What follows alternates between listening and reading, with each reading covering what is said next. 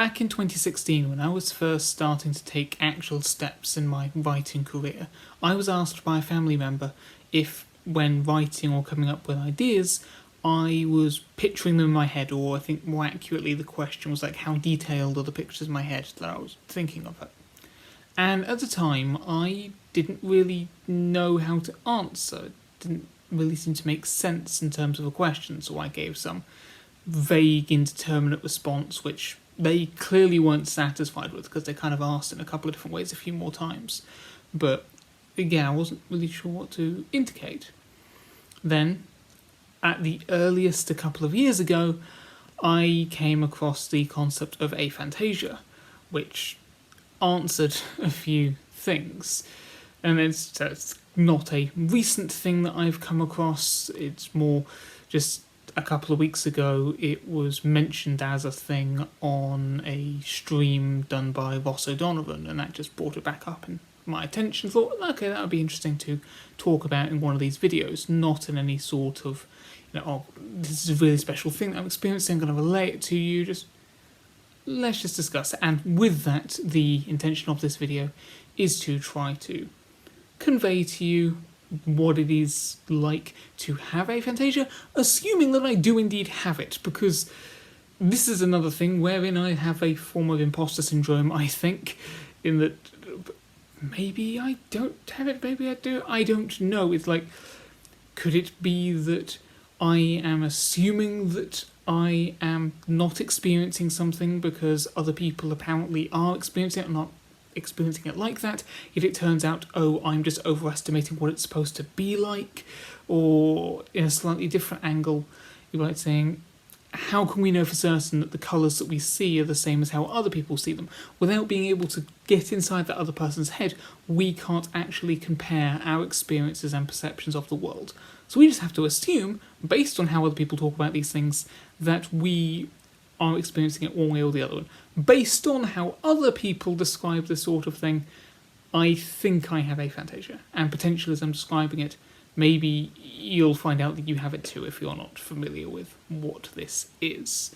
I will also just address that one video ago, a couple of weeks ago, I acknowledged that this was going to be a topic that I would be covering. It was a new thing to the schedule. I switched out a couple of things, that being a response to what was on Ross's stream. And then in between then and now, there wasn't another upload last week, assuming you're watching these as they go up and not after the fact, which you may be doing as well. But yeah, I've just been really busy. I didn't have time to record something last week. I will intend to do a double upload at some point. I was originally going to do it this week, but again, I didn't have time to record 2 videos, so we're just going to be this for now, and we'll try to sync things back up somewhere down the line. But with that acknowledged, what is aphantasia? So, in short, it is the inability to actually visualise something in your head. So if you were asked to picture or imagine a red apple, I believe is the typical example, you might be able to visualise that in your head to different degrees of detail. Some people may be able to imagine an apple at perfect realistic detail. To others it may be slightly fuzzy or blurry, not entirely in focus, or different statistics. Or like me, you picture literally nothing. That is not to say that I cannot imagine this sort of thing, as I will go into slightly more detail and nuance in a second, but there's no visual aspect to it. This here is an image that I believe this was how I first came across the notion, supposedly showing the different intensities, qualities to which we might try to classify how people can visualise certain things. Again, this is going to be very categoric, whereas human experiences are going to be like continuous data, and I'm completely trusting that people are able to see these sorts of other ones that aren't the nothing category. To be clear, when we say that if you have aphantasia, you can't picture anything in your head, that has nothing to do with dreams or hallucinations or anything like that. That's different parts of the brain. When I'm waking up in the morning, my not wanting to get out of bed isn't necessarily because I'm still tired or groggy, or because the bed is really comfortable, although that can be the case. Sometimes, no, it's more often that I want to go back to sleep to continue dreaming. I love dreaming. Yes, you do have situations and dreams where not going to be ideal, and also, to be clear, if you are someone who unfortunately suffers from night terrors or the like, I don't want to be making light of that, but I just find them really fascinating as narratives, if nothing else, and I will want to go back to sleep to experience more, just to be a part of that, because it's something completely separate from reality, depending on the nature of the dream itself. I can't comment on the hallucination front. I think possibly I have hallucinated once in my life, but that may have also been me partially dreaming as I was drifting off to sleep, and I was like in primary or junior school at the time, so I can't comment as to that. But caveat there, in regular imagining terms, if I'm not seeing anything when I'm imagining the red apple or whatever it is, then what is happening instead? A way of describing it that I've used before is that if a friend who I know really well was standing in front of me and then suddenly put on an invisibility cloak or some other way to become invisible, I know what that friend looks like, and I know that they are right there. So I describe to, well, not accounting for my ability to actually describe, but I could describe to you what they look like, what they're wearing, what their appearance and all that, so their exact position in relation to me, but I still can't see them. If I imagine this red apple, I could, again, allowing for my ability or not to describe, I could indicate to you where it is relative to me, its size, is it firm or is it squishy, has it got any bruising, what are the actual delineations of like red to maybe a bit of yellow and whatever. I could tell everything as if it was objective fact, because again, in imagining I am the god of what all of that is, and I am the one who decides what that thing is. I can tell you all of these details with strict confidence as if it was a real thing. But I still don't see anything. It's just, I know that it is there, and that it has these qualities. And with that in turn, I could arbitrarily try to change something, like maybe rather than being the red to yellow or whatever, it's now a blue apple, completely unnaturally, not through mould or anything. It looks like it should be fine, it's just that skin is now in shades of blue. And I could, again, with complete confidence say, I know that to be true, I imagine that to be true. Still, nothing has changed in what I am seeing. So far as I'm aware, there should be at least some people in the world who are actually picturing this thing when they are imagining it or being told about it. Again, this is one of those things where I don't actually know what the alternative experience is, so I am having to make assumptions about the readiness with which an image might be conjured into your mind if you are not like myself. I could try to give an example of, say, instead you had a TV show that you have seen loads of times before, you know exactly what happens in the given episode, whatever, you see the episode partway through, you know who it is, you know what's going to happen next, and then they obscure the screen and they turn off the sound. From your memory, you still know what happens next, so you just know this is what is happening behind the screen if you were to turn the volume on. I could try to give that as an example of what it's like for me, but I don't know if in that scenario your mind would already be picturing what's it meant to be.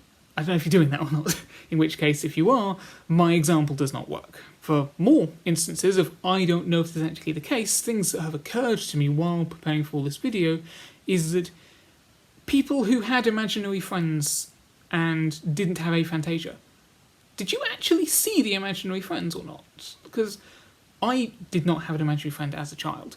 I had characters that I had in stories, but there was never a sense of another individual or whatever proxy that I was interacting with.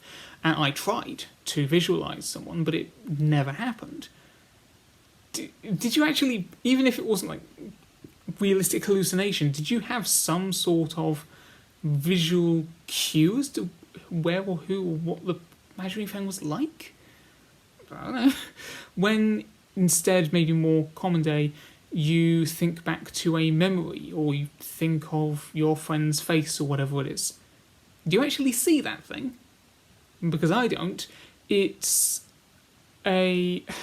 Again, this is a matter of I'm going to try to describe this, but I don't know if this is going to trigger a different response in people who can visualize things in their heads. If you were to have someone write something on your hand, right? You're not looking, you're not seeing what they're writing, but you can feel the pen or whatever writing implement going over your skin. You might be able to get it, or not necessarily writing, just drawing something. You might be able to get a sense of the sort of thing that is happening. You can feel the impressions going around these shapes, and there's some sort of sensation that you might be able to build a picture of in your mind. But you still haven't seen it. It's a different experience to then looking over and seeing what they have done. If I was to try to picture a friend's face, it's like I have, behind what I'm actually seeing, an impression of what is like those forms you write in where you write on the top layer and you peel away and there's another like carbon copy that's been left underneath. It's like that for what you were seeing. I am not seeing anything extra to what is right in front of me, but it's as if that same information is being felt, as it... I do not know the language to properly convey this. It's as if I have just seen it, but now have turned away, or whatever it is. There's a ghost of an outline or an after image, except even that, taking an after image and fading it out as much as possible until you can't actually make anything out, there's nothing there. If that makes sense.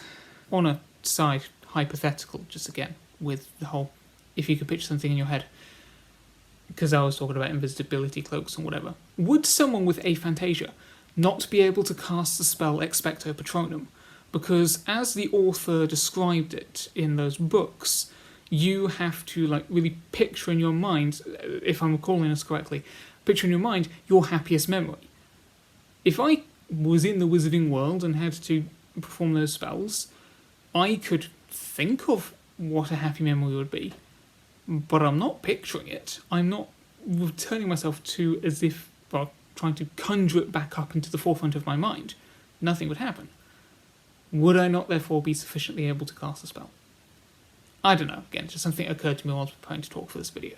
So, to again, refer back to the overall topic of the video though, what does it mean for having this and being a creative? In my case, a writer, but to mention him for a third time, Ross O'Donovan, he has it and he is an artist. You are creating these things and imagining these things without actually being able to picture them. From my personal experience, and again, as I keep trying to emphasise, everyone's experience is going to be different regardless of what you may have or may not have. I think this may be in part why I like to use props when imagining scenes, at least where things like spaceships are concerned, or potentially monsters, but not scenes where it's just regular human characters interacting with each other. I've indicated in a previous video that, you know, how taking a household item like a pen and envisaging it as something within a sci-fi setting or whatever sort of setting you're wanting to do your story within. So I'll be using it. If I've taken this item, say this pen, and have determined, yes, I have taken this as a basis and have now made up a spaceship that it comes out from it, or like it's like you've been given an outline and then you've drawn extra details around it. Every time, you know, I'm wanting to think about a scene that involves that ship, I can pick up the pen and move it around and so forth. I'm not thinking of it as a pen, I'm thinking of it as that which it represents. And any item could be associated with any given thing that you're working with. It's a stand-in, but it helps to choreograph, I guess you could potentially say. I don't know for certain, again, if that's why I like to latch on to physical representations, but it might be because I can't just imagine that ship in my head and project it like that, beyond having some, as I said, vague ghost of a sensation. Like I can right now imagine a UFO flying, just following where my hand, or even without my hand being there to indicate to you, yep, the UFO just followed the exact same path, even though I saw nothing. What tends to be the case in those scenarios, because you'll be trying to picture a whole scene and it will be running in real time, as it were, as you're imagining this, there isn't going to be a lot of specific detail. In terms of that UFO, there's like a vague, like stereotypical UFO outline moving across, but if I wanted to really think about, what does the surface of the hull look like, what's the shape, has it got anything, then I would need to basically pause the scene, as it were, and focus in on this. But even after I then fleshed that out, I couldn't maintain that same detail if I resumed the scene. If you're watching something on a TV or cinema or screen of any kind, you aren't taking in every bit of detail that is on that. You are watching just the overall sequence that's happening. If you were to start focusing, say, on the exact details of what a character was wearing or what the background was on the wall, you are going to start losing other parts of the scene that you're not paying as much attention to.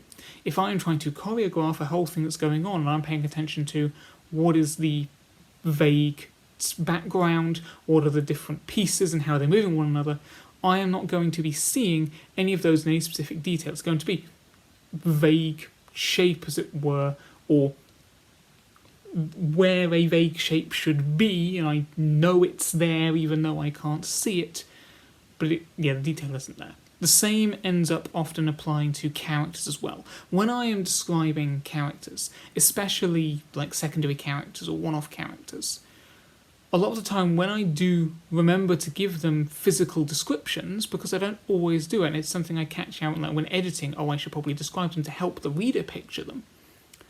Like, I'll just go through what is a physical description that I haven't used, or at least recently. What's a body type? What kind of hair colour? Because to me, I'm not picturing anything in my head. It doesn't matter to me. What matters is just what the character does and says. Their appearance, unless it directly ties into their interaction with the other people in the scene, it could be anything. So to the question that I opened this with that my relative asked me about, and the response that I gave to that question, so how detailed do you picture it? I think the response I gave was something on the lines of, I see people as featureless, something along those lines. That's true. People might as well just be stand-in, mannequin dummies that are used when drawing, like, basic human outlines or whatever, the ones that you can position around. They might as well be that. I will have decided when I started writing that this person is like vaguely this height and this age with that kind of appearance, but in terms of choreographing, none of that detail is involved. They're just vague humanoid shapes that occupy that space and move about as humans do. That was actually another one that was, in terms of how the experience is potentially different. When people go to see a film adaptation of a book or TV adaptation of a book, and they might say, oh, that's not how I pictured the character in my head. Well, are they actually having pictured the character in their head in terms of when they read the book? Did they conjure up an image? I wouldn't have. Or in the case of, don't think of a pink rhinoceros. It's meant to trick you, of course. If you say don't think about something, you're going to think about it, especially if it's absurd. That's never really worked on me. Just as soon as someone says that, just think of something else. That's easy enough. And it's only now when I'm thinking about, in terms of Aphantasia, I don't know if that's potentially... Maybe it's not making a difference, but maybe it is, because I'm not having a mental image conjured up by hearing the words, pink rhinoceros. I don't see one. In the moment of hearing the words, I'm going to acknowledge what they're saying and what the implication of that is. But once I've stopped hearing the word, there's no more input. I can just easily think about something else. I may be on some level conscious that that's what I was told to not think about, on the level that I know that my hair is brown without having to actively think about it. So I can actively think about something else in the meantime. But if, again, this is something that applies to you, maybe you can let me know if this is how it works. If someone will say, don't think of a pink rhinoceros, does the image of that to some level of detail get conjured up in your mind, and thus, rather than the stimulus ending once the word is stopped, you then have that retained stimulus of having the image in your head, and by recognising images in your head, that keeps you on, like in a self-fulfilling prophecy. It makes you keep on picturing it because you're registering that you're picturing it. I don't know. With that, I think that's actually as much as I can say on the matter without starting to become just repetitive over finding more ways to try to describe the same abstract experience, again, of it being as if you have seen something without actually seeing it. It's the sensation of having done something. Like, if you touch a hot surface, even after you let go, you still have a sensation of residual heat, even though you're not actually feeling a heat source anymore, as if you've seen it without seeing it. If this made any sense to you, if this was in any way relatable to you, let me know, please, to affirm that this is in any way accurate to some sort of experience of it. Otherwise, is my ability to have phantom experiences of it, like behind my visual perception, still counting as not having aphantasia? Wherever the boundaries may lie, it just means that when writing, if I'm not describing something that actually exists and I can get a photo reference of, because if I have a photo reference of something, a real world location, I can find ways to describe that in as much detail as I want.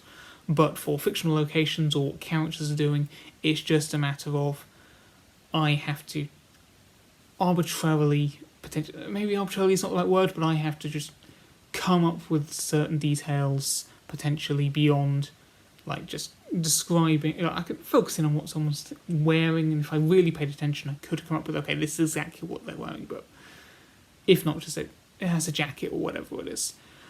Because I'm not picturing anything. I don't have a visual reference to go off of. I just have to find ways of conveying these events which I can be confident about as having happened this way, as I know for a fact that people went over here and did this and so forth. I just have to find ways to make that as if it is pictured in the details, just trying to pinpoint as much as possible where it is something that I have entirely fabricated myself. Because if it's a real world thing, you can potentially fill in the gaps yourself. But if it is something that I have made up and which even I can't truly picture, I'm going to need to take those extra steps from my point of view to make sure that it is perceived in the right way by the reader, even if maybe they would actually have easier time than I would of coming up with some variation of what the thing is meant to look like or be like. If you found this in any way interesting, granted I think this is the first video specifically of this sort. Well, there will be many videos of this exact sort that I've done, but there are others somewhat similar where I've gone on rambling sort of tangents about the writing experience or things like that. Or rather, there are plenty more videos besides about the lore of these books that I'm writing themselves, which is more what the Chronicles is about than just a couple of others sprinkled in as well about completely unrelated things.